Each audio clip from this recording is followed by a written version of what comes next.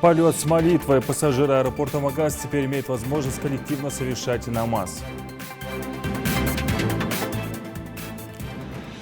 Бессмертный подвиг. 25 лет со дня гибели Сулумбека Асканова. Против этой болезни борется вся мировая общественность. Медики постоянно в поисках новых методов лечения. Сегодня день борьбы с раком.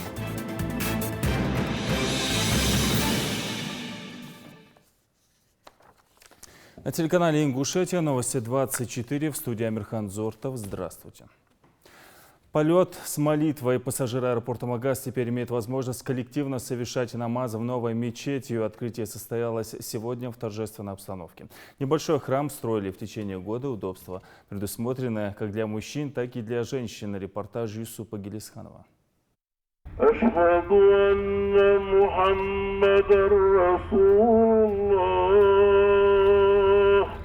Азан – время обеденной молитвы. К новой мечети, построенной в аэропорту Магаз, стекаются как местные жители, так и люди с других районов республики. Мечеть – место богослужения, проповеди и молитв. Здесь правоверные собираются во всех важных случаях жизни, как, например, этот.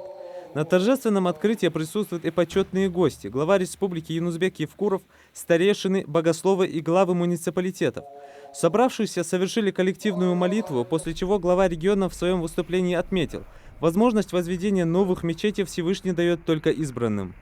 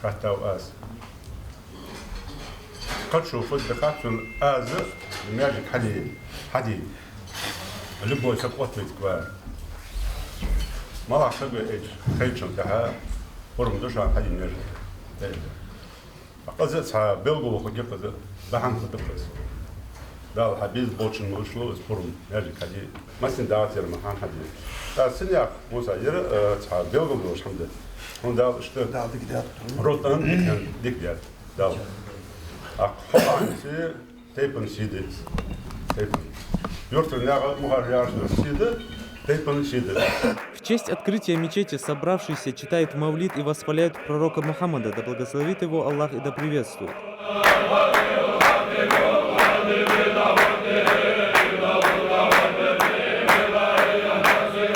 До сих пор гостям республики и работникам аэропорта приходилось молиться в маленькой комнате. Совершить коллективный намаз было невозможно. Новую мечеть возвели меньше, чем за год. Здесь предусмотрены все условия. Есть даже комната омовения как для мужчин, так и для женщин. Фасад мечети выполнен в национальном стиле. К примеру, минарет напоминает Ингушскую башню. Поиск идеи был такой. Нужно было его вписать в общий архитектурный ансамбль аэропорта, чтобы он не выбивался. И при этом люди, которые, гости приезжают через аэропорт, они выходя из аэропорта, у них должен быть какой-то сложиться стереотип, в том числе и связанный с архитектурой. Поэтому мы постарались сделать некий симбиоз архитектуры аэропорта и нашего, вайнахского, ингушского зодчества. Возведение такой мечети – это длительный и кропотливый труд. Муса Евлоев вложил в строительство Дома Аллаха немало сил, и результат превзошел все ожидания. Мечеть получился очень красивый, всем понравилось, так как здесь в аэропорту у нас не было молитвенной комнаты, и глава, и все, кто дал добро, мне сказали сделать мечеть так, как чтобы сочетался с аэропортом Магаз. Получился почти в один, чуть-чуть лучше.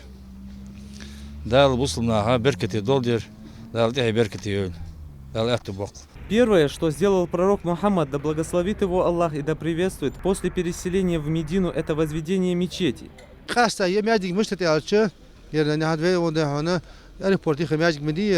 يا قد عودوا سجى ويت حوار سجى زغبة صباج بلي يا حاشل باج بلي شو ليخ من أغزم من شبكة شو لام اسمه تجور لام إسا لام زي احتمال خلره ده صوت مسلم لا هذا فمية قطية بالماجيك ده أنا أرى كنت خذ خذولش إذا خذ ليخ من هني أرى أنا أزوخ يا وناخد تمام يس دوق حوش ديون صوب يعني حكي حاش حتوش حبيك قصدي الله بص بيس حبيك شو صرت على الله ميخلص أرشة يلا ميك مارش بولكي مارش بولكي بص دين بولكي إذا دحوق دوش دي خصوص يعني يماجي حدا شديانه حزي ديون بمثل سوق هيجش ده اسمه شغال يعني دوا بيبر حدا زياسة خالصن يرها شيء أشتنا وقوت هيجا يدقدي تا يرن بقو يعني وحمل قمل هيجا شو زال اسمه شو بنتين دول ده بركة دول دير بميقر دي حال طول دوش قطع وبرت خبوش ده خصوص تقر بردا طول بود. Новая оригинальная мечеть, построенная в национальном стиле, станет визитной карточкой аэропорта Магаз.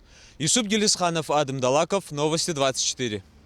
7 февраля исполняется 25 лет со дня гибели Сулумбека Асканова в Ингушетии. К этой дате относятся с особым чувством. Повсеместно проходят тематические вечера, посвященные первому герою современной России. В Национальной библиотеке по этому случаю собрались депутаты, родственники Сулумбека Асканова и школьники. Там побывала Индира Манкиева. 3 любви – к народу, к семье и к авиации. Сулумбек Асканов хоть и говорил, что все 3 одинаковой силы, последняя все же оказалась сильней. За любовь к отчизне и к небу он отдал свою жизнь. У моряков и летчиков один закон – капитан тонет со своим кораблем. Сулумбек Асканов своим героическим поступком доказал, что он был достойным капитаном своего воздушного судна. Локатора точка прервала свой бег, тишина. Все внутри холодеет. Почему ты молчишь? Отвечай, Сулумбек! Отзовись, 201-й, скорее! И свалившись, машина к земле понеслась, кувыркаясь и делая бочки. Перегрузка такая, что жилы рвала. Уплывает сознание. Все. Точка. 7 февраля на самолете МиГ-29 Асканов вылетел на очередное задание. Буквально через полчаса самолет вышел из строя. 2,5 минуты Сулумбек Асканов пытался взять ситуацию под контроль и привести систему управления в порядок. Однако на высоте 400 метров в темное время суток все усилия справиться с управлением не увенчались успехом. Со скоростью 900 км в час самолет буквально вывалился из облаков над селением Хворостянка. В последнее мгновение летчик с 12-кратной перегрузкой сделал отворот на 90 градусов. И ровно 18:21 на окраине деревни Козельки прогремел взрыв. То ли ее выписывала вот эта маленькая земля ингушская выписывала, таким сделала его, зная о том, что это решение правильное, твердость есть, обдумывала. А разве это не твердость, когда он за штурвалом, сидя в кабине, вот, и когда видел, что вот уже земля, он до последнего тянул. Это разве не твердость? Это твердость. Это твердо, он прекрасно знал, что у него сзади 3 детей, он прекрасно знал, что у него жена, и прекрасно он знал, что сзади его целая республика, которая его любила, Плиева, это его родовое. Он знал об этом. Но тем не менее, он до последнего тянул, потому что он знал, что внизу такая же деревня, как и Плиева. «Который впереди» – так называется документальный фильм про Сулумбека Асканова, снятый Ратмиром Льяновым в прошлом году. В беседе с ингушским режиссером жители Липецкой области чуть ли не со слезами на глазах рассказывали о подвиге легендарного летчика. Ведь кому как не им знать, сколько бы людей погибло, если бы Асканов катапультировался, бросив падающий на деревню самолет. Любой ваш Сулумбек только вы о нем заикнетесь, Белхаш. Они рассказывают, они не могут особенно много-то рассказать, слезы душат, но они о нем говорят, как будто бы это его брат был, это вот такое с ним произошло, он очень тяжело ему смириться с потерей этого человека. На памятном вечере депутаты Народного собрания Мариам Амриева и Жансурат Аушева. Об этом человеке нужно говорить, считают парламентарии. На таких героических примерах нужно воспитывать подрастающее поколение. Мы должны в своих детях, внуках, в себе воспитывать те качества, благодаря которым наш народ будет не только существовать, не только сохраняться, но и развиваться. Единственное, что бы я от всей души хотела сказать, спасибо всем тем людям, которые по крупицам собирали данные о нашем Сулумбеке, которые незаметно, не ради каких-то дивидендов, а из высокого чувства патриотизма любви к своей родине, к своей стране, к народу. Собирали все, что можно было, то, что сегодня легло в основу всех тех вот, составляет память о герое. Также к 25-летию самоотверженного подвига генерала Асканова сотрудниками Республиканской научной библиотеки издана брошюра с автобиографией героя. Готовясь к празднованию 25-летия подвига Суланбека Асканова, библиотека провела ряд работ, в которых отразилась жизнь и подвиг героя. И вот одной из таких работ явился и данный справочник. Мы же на своем профессиональном языке такой справочник называем библиографическим указателем. И вот называется он «Асканов Суланбек. Первый герой России к 25-летию памяти Суланбека Асканова». В этот указатель этот начинается со статьи кандидата исторических наук полковника Весангирея Танкеева. Статья называется «Честь генерала». В этой статье автор вспоминает его жизненный и профессиональный путь. Среди почетных гостей и родственники Суланбека Асканова, брат первого героя России Салман, рассказал собравшимся, каким был генерал-майор. Это было в конце 91-го года. Мы находились в этом здании, где раньше было районный комитет партии. В актовом зале, полный зал, даже в коридорах люди были. И ему задавали вопрос: Суланбек, здесь столько творится, здесь чудеса. Ты должен был среди нас находиться. Когда ты будешь? Вот такие вот вопросы, и ему приходилось отвечать. И я там находился, мы, правда, вместе приехали с Приева, и прямо в зал туда, и вот такие вот вопросы. И он вышел на трибуну, говорил долго, и в конце он говорит: мне понадобится, говорит, 12 минут пролета сюда, и я буду находиться со всеми здесь. Бросок на небеса последней своей жизни, спасибо за глаза, за преданность отчизне, за чистые сердца. Нидер Манкива, Адам Далаков, Рамзан Зурабов, Новости 24. Сегодня Международный день борьбы с онкологическими заболеваниями. Дата отмечена Международным союзом по борьбе с раком с целью проинформировать о страшном заболевании, современности, привлечь внимание медиков и общественности к выявлению причин и лечению болезни. «Мы против рака» или «Победим рак вместе» – такие акции планирует провести региональный Минздрав. На сегодняшний день лидирующие позиции по смертности занимают рак молочной железы и легких. Российские ученые-медики разрабатывают программы скрининга онкозаболеваний, что позволит улучшить ситуацию с выявлением и лечением болезней на ранних или уже запущенных стадиях. Конференция по этой теме прошла накануне в онкодиспансере. Репортаж Мадины Пугоевой. С каждым годом заболеваемость раком молочной железы растет на 1-2%. Чем опасен рак молочной железы и какое лечение наиболее эффективно? Врач-онколог-мамолог со стажем рассказывает участникам конференции о скрининге и его преимуществах. Диагностика заболевания на ранней стадии – залог благоприятного исхода лечения. К тому же некоторые виды злокачественной опухоли можно вылечить посредством химиотерапии. Основной направленностью в докладе у меня было использование таргетных препаратов в лечении злокачественных новообразований. Это препараты, мишенями которых являются различные мутации злокачественной опухоли и эффекты применения этих препаратов и проблемы, которые стоят перед онкологами в лечении злокачественных новообразований. За последние 2 года ситуация с заболеваемостью и смертностью от рака в республике почти не изменилась. Ежегодно в Ингушетии выявляют около 1000 впервые заболевших людей. И эта цифра постепенно только растет. Очень скоро, уверены в республиканском онкодиспансере, эта статистика изменится в корне. Здесь многое связано с тем, что отсутствует ядро диагностики. Это онкологический диспансер, который вот сейчас вводится в строй. И здесь поставлено на сегодняшний день самое современное диагностическое и лечебное оборудование, которого в республике еще не было. И, соответственно, как только он заработает, я думаю, через какое-то время мы получим совершенно другие результаты как в диагностическом плане, так и в плане лечения наших пациентов.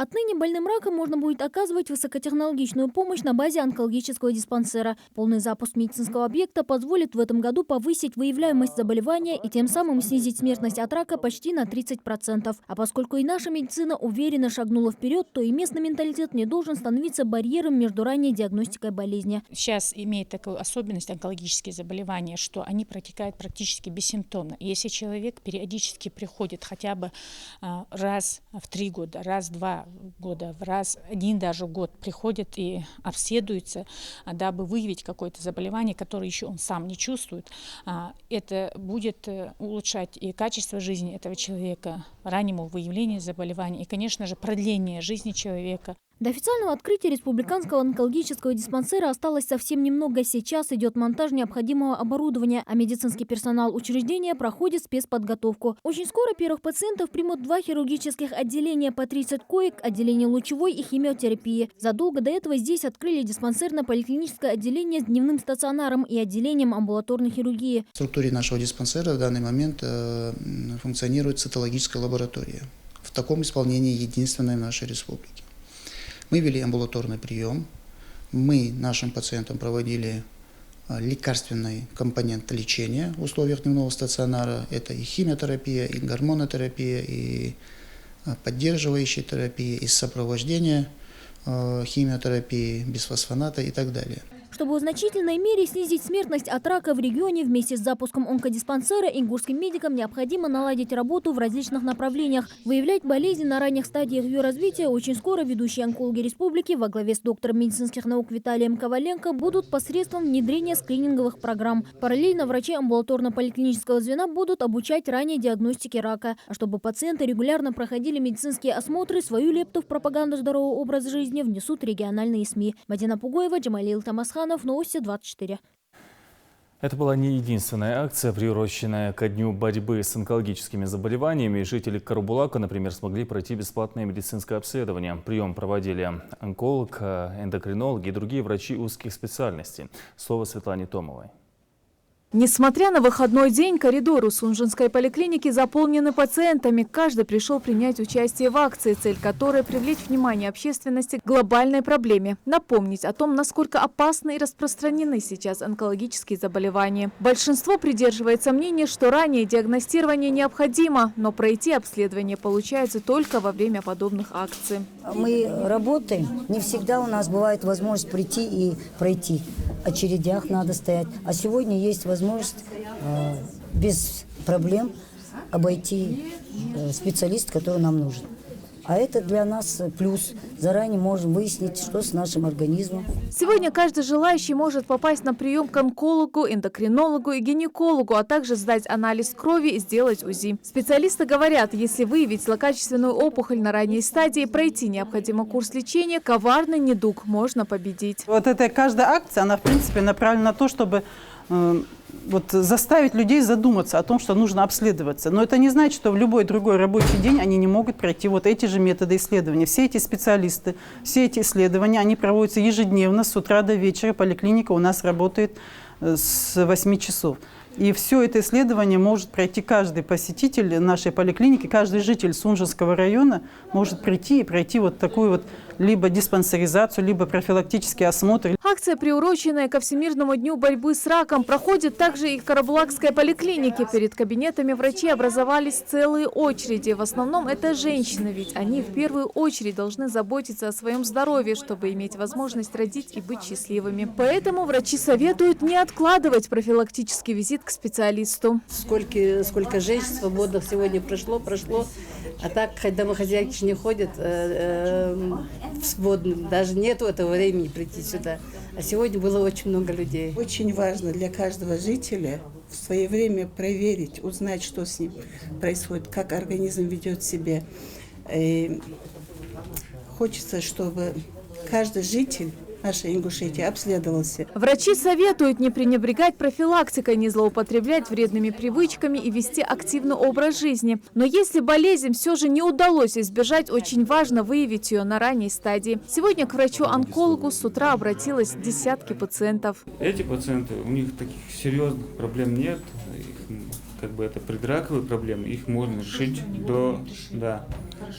Самое главное обратиться вовремя. Любая боль, то есть любые какие-то изменения со стороны молочной железы, надо сразу обращаться к маммологу, то есть чтобы она направила на обследование, и уже оттуда определяется тактика лечения. Принять участие в акции, внести свой вклад в борьбе с онкологическими заболеваниями решил и советник главы Ингушетии Зураб Маршан. Он отмечает, что рак – одна из ведущих причин смертности как во всем мире, так и в нашей стране. Вовремя проходить обследование – это прямая обязанность каждого человека. Мы должны понимать общий принцип. Чем раньше мы определили, что болеем, тем больше шанса вылечиться или, если заболевание, к сожалению, неизлечимое, так тоже бывает, прожить значительно дольше. Эффективно и качественно. Это не обсуждается вообще. То, что касается подобных акций, это система привлечения. Это система привлечения определенная, в данном случае сегодня это определенная категория пациентов, бывают акции другие, направленные на другие заболевания и так далее. Тем не менее, я считаю, что это хорошо, потому что вы видите, какое количество людей сегодня пришло, сегодня выходной день. Надо полагать, что если бы не было акции, здесь бы не было столько людей. Да? В рамках государственной программы по оказанию бесплатных медицинских услуг в нашей республике вот уже 5-й год проводится диспансеризация всего взрослого населения. Это целый комплекс мер, направленных на укрепление здоровья людей, предупреждение заболеваний, предотвращение ранней смертности и увеличение продолжительности жизни. Подобные акции диспансеризации и Всемирный день борьбы против рака преследуют одну важную цель – раннее выявление онкологии. Потому всем жителям Ингушетии необходимо помнить, что их здоровье в их собственных руках. Светлана Томова, Марбек Мержоев. Новости 24. В Жарасском районе продолжается чемпионат России по альпинизму. Предварительный этап состязаний, так называемая школа, позади. Сегодня утром по итогам жеребьевки 3 лучшие команды вышли на старт. Остальные 13 выбирают для себя более удобные маршруты и завтра в 7 утра отправятся на гору. Впрочем, для спортсменов, у которых уже выработана своя собственная тактика, представления о лучшем маршруте разнятся. Для кого-то это более короткая дистанция, а для других преимущества в техническом плане. Уже завтра оставшиеся участники выйдут на старт. Вместе с тем организаторы отмечают, на предложенные маршруты отводится от 3 до 5 суток. Питер-2 идет по маршруту номер 3, а Питер-1 маршрут 13. Значит, Питер-2 прошел 3 веревки на сегодняшний час. А Питер-1 им осталось метров 20 до выхода на большую полку. Они где-то 3,5 веревки прошли. Самого сложного пока в нижней части. Посмотрим, как они будут дальше работать. Потому что у них задача выйти выше зеленой полки, проработать выше, чтобы пройти маршрут хотя бы за 2 дня. Ингушский спортсмен Исмаил Илиев стал обладателем пояса Международной боксерской федерации. Вечер профессионального бокса, главным событием которого стал поединок за титул чемпиона IBF «Балтик» в первом среднем весе, прошел 3 февраля в столице Литвы Вильнюсе. Против Исмаила на ринг вышел спортсмен из Германии. Поединок выдался непростым, однако Исмаил одержал победу техническим нокаутом после 4-го раунда. Немецкий боксер не смог восстановиться после полученного мощного удара и отказался от дальнейшего продолжения поединка. Теперь на счету 23-летнего Исмаила Илиева 9 побед на профессиональном ринге и 1 ничья. Для его соперника нынешнее поражение стало 9-м в карьере. Всего же Сазман провел уже 29 профессиональных поединков. Напомним, Исмаил Илиев занимается под руководством заслуженного тренера России Башира Ивлоева на базе спортивного клуба «Магаз». И еще одна спортивная новость. Первенство и чемпионат Ингушетии по боевому самбо прошли в Назране. За победу боролись более 260 спортсменов из разных районов республики. Бои проходили под возгласы болельщиков, в числе которых родственники и тренеры спортсменов. Слово нашему корреспонденту.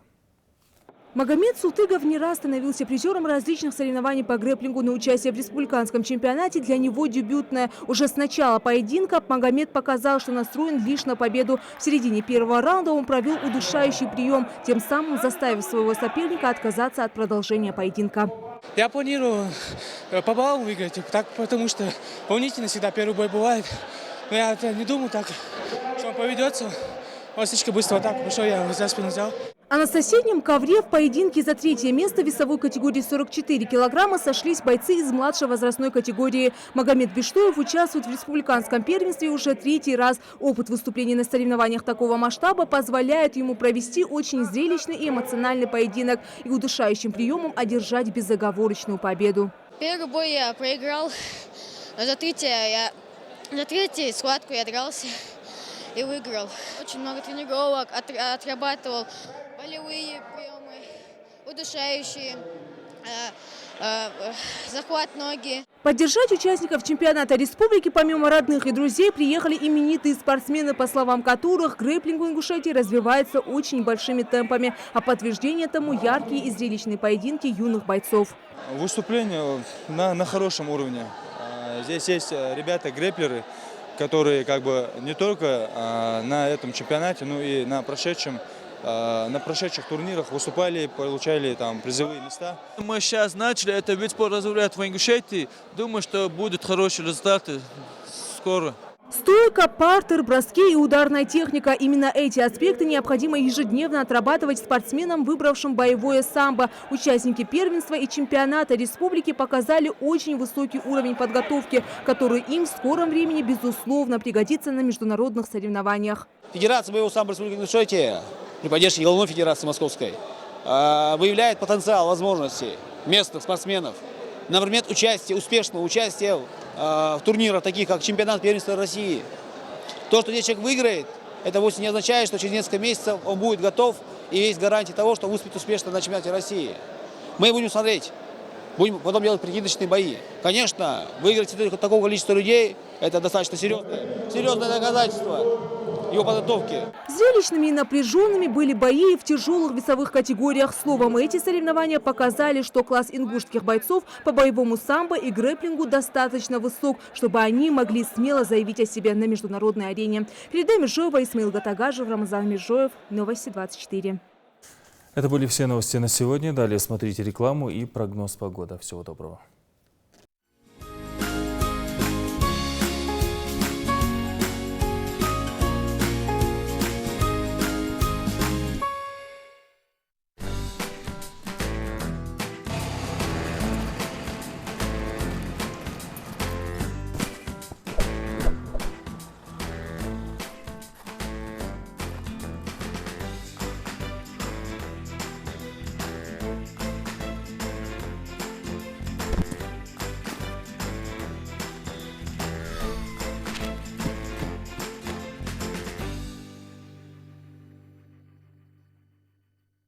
Стоматология Иман более 10 лет дарит своим посетителям яркие улыбки. Почему они выбирают именно нас? Мы используем современное оборудование, эксклюзивные технологии и качественные материалы. А самое главное, сертифицированные врачи, регулярно повышающие свою квалификацию. Своевременное ортодонтическое лечение в будущем позволит избежать проблем не только с зубами, но и со здоровьем в целом. Иман – профессиональная забота о здоровье и красоте ваших зубов.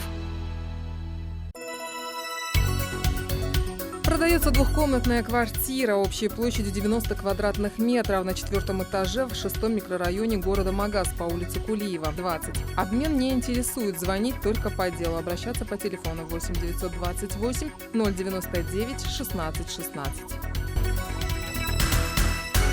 Проявляя заботу о малыше, важно выбрать качественные подгузники, чтобы обеспечить здоровое будущее ребенку. По проведенным исследованиям выявлено, что многие подгузники содержат в составе химические вещества, вызывающие аллергию. Впервые в Ингушетии представляем новые турецкие подгузники «Бэбиш», сделанные из экологически чистого и высококачественного материала. Ищите на прилавках. «Бэбиш» – здоровый малыш. Одобрено дерматологами России. Быть в форме проще простого. Просто руки не доходят. Пойдешь сегодня в кафе? Хорошая идея. Смотрел новую серию? Да, конечно. Выйдешь на пробежку? Может, с понедельника? Сколько раз ты так говорил? 10, 20, 100 раз? А что, если встать и начать прямо сейчас? А мы вам поможем. Адамас Спорт. Спортивная экипировка, тренажеры для фитнеса и бодибилдинга, исключительно сертифицированное спортивное питание, а также индивидуальный подбор программы тренировок и консультации по диете от президента Федерации бодибилдинга Ингушетии. Адамас. Со спортом навсегда. Назрань, Базоркина, 102А, рядом с авангардом. В лаборатории МАНОЛ каждый день кипит работа. Наши инженеры разрабатывают новые формулы, чтобы двигатель работал чище, дольше, стабильнее, мощнее. Уникальные инновации МАНОЛ. Это немецкий взгляд на то, каким должен быть ваш автомобиль. Совершенство доступно. Вот уже более 15 лет мы, эксперты «Арматек», делаем все, чтобы полноценный отдых был доступен каждому человеку. Матрасы, кровати и аксессуары «Арматек» – новый уровень сна. Назрань, Чеченская, 22А, Карабулак, Нефтяная, 11. 8 962 647 2077. Магазин мужской одежды «Барон» объявляет 50% скидку на весь ассортимент. К вашему вниманию, одежда, обувь и аксессуары от известных мировых брендов: Рой Робсон, Карл Лагерфельд, Альда Бруе, Хересис, Койл, Хилтл, а также головные уборы от бренда Stetson. Адрес: город Назрань, Базоркина, 65, рядом с кругом. Телефон 8 928 791 92 22. Продаются земельные участки по 8 соток в пригороде Магаса, район Рынка. Справки по телефону 8 938 887 54 54.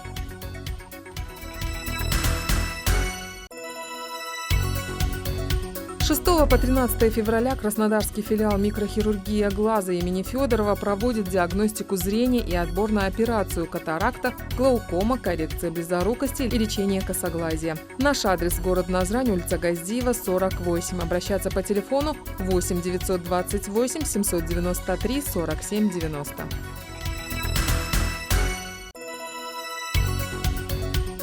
Впервые в Ингушетии появился аппарат УЗИ 4D. Это новейшее ультразвуковое диагностическое исследование всех органов, отличающихся надежностью и эффективностью диагностирования. Вас обслужит квалифицированный специалист. Наш адрес: проспект Базоркина, 18А. Телефон 8 928 795 0402. Ищете идеальное помещение под свой бизнес? Оно уже ждет вас! Современный торговый дом «Галерея» предлагает помещение со всеми удобствами в центре города Назрань. Кондиционер, вентиляция, лифт, кафе, современный интерьер, широкий выбор квадратуры и большая стоянка. Месяц аренды абсолютно бесплатно. По всем вопросам звоните по указанному на экране номеру.